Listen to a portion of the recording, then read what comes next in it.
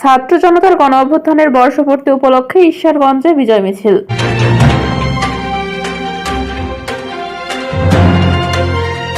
আসসালামু আলাইকুম দর্শক, সকলকে আমন্ত্রণ জানাচ্ছি বিবিআর নিউজ সংবাদে।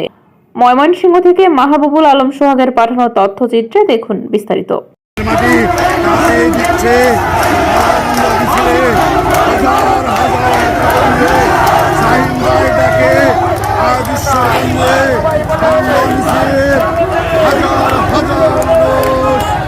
ময়মনসিংহের ঈশ্বরগঞ্জে ছাত্র জনতার গণ অভ্যুত্থানের বর্ষপূর্তি উদযাপন উপলক্ষে বিএনপির সাবেক সংসদ সদস্য আলহাজ শাহানুরুল কবির শাহিনের নেতৃত্বে বিজয় মিছিল অনুষ্ঠিত হয়েছে।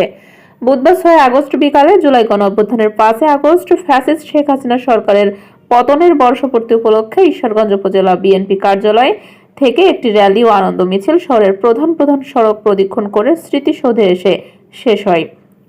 র্যালি ও আনন্দ মিছিল শেষে সংক্ষিপ্ত পথসভা অনুষ্ঠিত হয়। সংক্ষিপ্ত পথসভায় ময়মনসিংহ উত্তর জেলা বিএনপি সদস্য সাবেক সংসদ সদস্য আলহাজ শাহানুরুল কবির শাহিন বলেন, 2024 সালের 5 আগস্ট ছাত্র জনতার গণ অভ্যুত্থানের ফ্যাসিস্ট স্বৈরাচারী শেখ হাসিনা পতন হয়েছে। গণ অভ্যুত্থানে নিহতদের রুহের মাগফিরাত কামনা করছি এবং যারা আহত হয়েছিলেন তাদের উন্নত চিকিৎসার দাবি জানাচ্ছি। 152 ময়মনসিংহ 8 ঈশ্বরগঞ্জ আসনে সর্বোচ্চ ভোট দিয়ে বিএনপি চেয়ারপারসন দেশনেত্রী বেগম খালেদা জিয়া এবং আগামী রাষ্ট্রনায়ক তারেক রহমানকে এই আসনটি উপহার দেওয়ার জন্য সকলকে ঐক্যবদ্ধভাবে কাজ করার জন্য সকলের প্রতি আহ্বান জানান।